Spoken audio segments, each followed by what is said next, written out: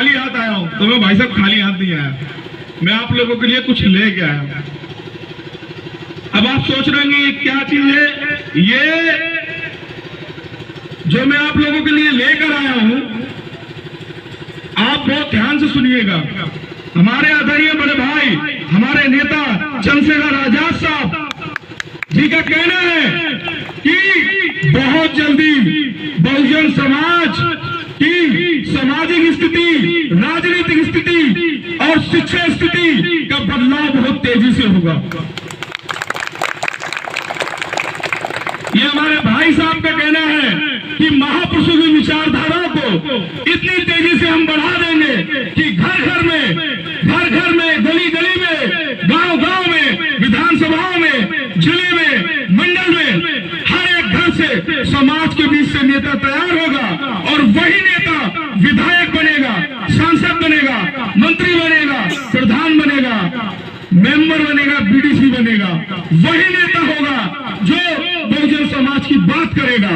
और उन नेताओं को अब ये बात समझ में आ रही है कि भीम आर्मी आजाद समाज पार्टी की जितने भी यहाँ पर कार्यकर्ता है, मैं सभी जिला अध्यक्ष से कहना चाहूंगा कि एक बार आप लोग पुनः खड़े हो जाए, आप लोग इनका चेहरा देख लीजिए।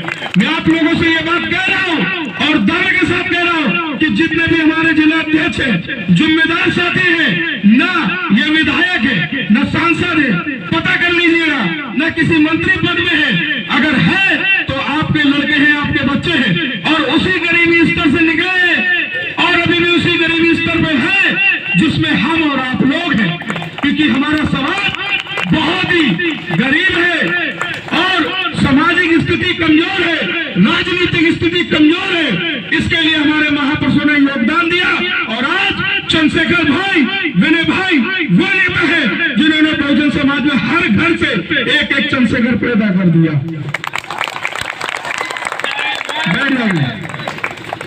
मैंने इन लोगों का आपके बीच में परिचय कराया कि ये लोग न पैसे से इन लोगों ने परिचय कमाया है, न किसी विधायक के पीछे घूम के परिचय कमाया है।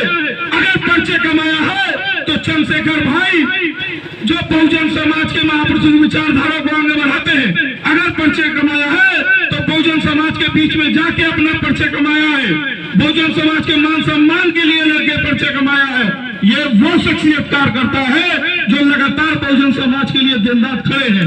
अगर कहीं पर भी माता या बहन के साथ या हमारे महापुरुषों के साथ या हमारी कोई मूर्ति या प्रतिमा महापुरुषों की तोड़ी जाती है या माता या बहन के साथ कुछ गलत होता है तो भीम आर्मी आजाद समाज पार्टी के कार्यकर्ता झंडा और डंडा दोनों लेकर मजबूती के साथ बहुजन समाज के साथ खड़े होते हैं। मेरे साथियों,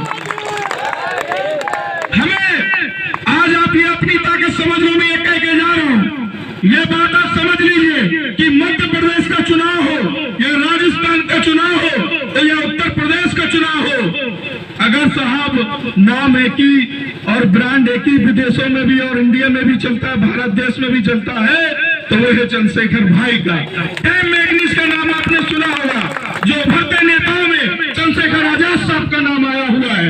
आप लोग भली भांति जानते हैं कि आने वाला समय सामाजिक, राजनीतिक और आर्थिक स्थिति मजबूत होने वाली है। इसके लिए अगर अब हम लोगों को जीवन अपना त्यागना पड़े तो हम त्यागने के लिए तैयार हैं। तैयार है कि नहीं मेरे साथियों? तैयार है? हाथ उठा के तैयार है? देखिए, मैं आपसे कह के जा रहा हूं कि आज जिला अध्यक्ष जी ने, यहाँ की कमेटी ने इतना मेहनत और संघर्ष किया कार्यक्रम को सफल बनाने के लिए। आज इस कार्यक्रम के माध्यम से कई 15% वाले लोगों के कान खड़े हो गए होंगे। कई लोगों के शासन प्रशासन जो यहाँ के विधायक या सांसद मनुस्मृति के मानने वाले लोग होंगे, जब इस संघर्ष को देखते होंगे तो उनके कान खड़े हुए होंगे, कुर्सियां डगमगाने लगी होंगी। ये किसकी ताकत है? ये भीम आर्मी आजाद समाज पार्टी चंद्रशेखर भाई की ताकत है, जो आज बहुजन समाज में लगातार बढ़ बढ़ के सामाजिक राजनीतिक स्थिति तैयार कर रही है। देखिए, जो 2024 का जो चुनाव है वो तय आप ही लोग को करना है। कि बहुजन समाज को किस दिशा में जाना है।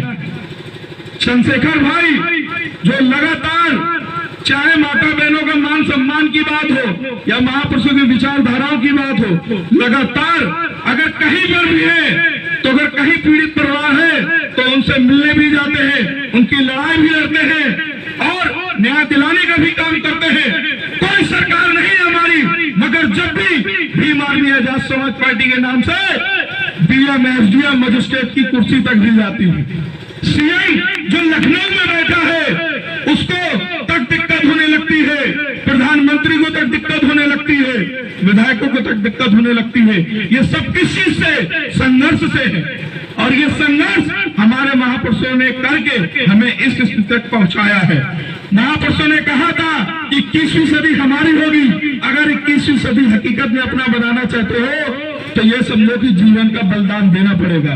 कोई भी आजादी, मैं मंच में भी मेरे साथी बैठे हैं, कोई भी आजादी हो आज तक हमें बिना बलिदान के नहीं मिली। लेकिन अगर हमें बाबा साहब ने कहा था कि 21वीं सदी हमारी है तो मेरे साथियों हमें बलिदान देना पड़ेगा।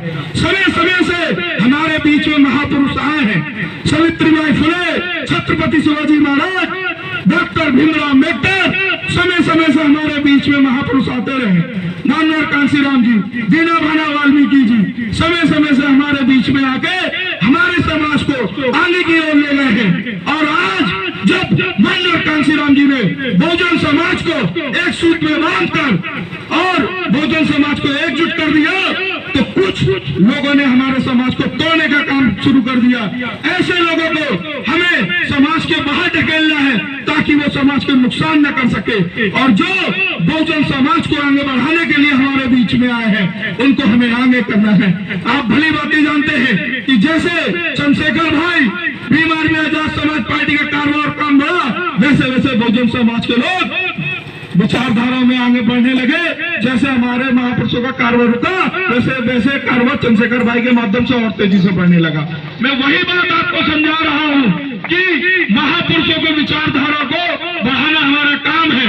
चंद्रशेखर भाई ने महापुरुषों की विचारधारा को बढ़ाना बहुत तेजी के साथ शुरू कर दिया और आज इस तरीके से महापुरुषों की विचारधारा बढ़ चुकी है कि चाहे कोई भी जिला या कोई भी प्रदेश हो या कोई भी राज्य हो, हर जगह भीम आर्मी आजाद समाज पार्टी का कारवां बढ़ता चला जा रहा है। बहुजन समाज के महापुरुषों की विचारधारा बढ़ती चली जा रही है।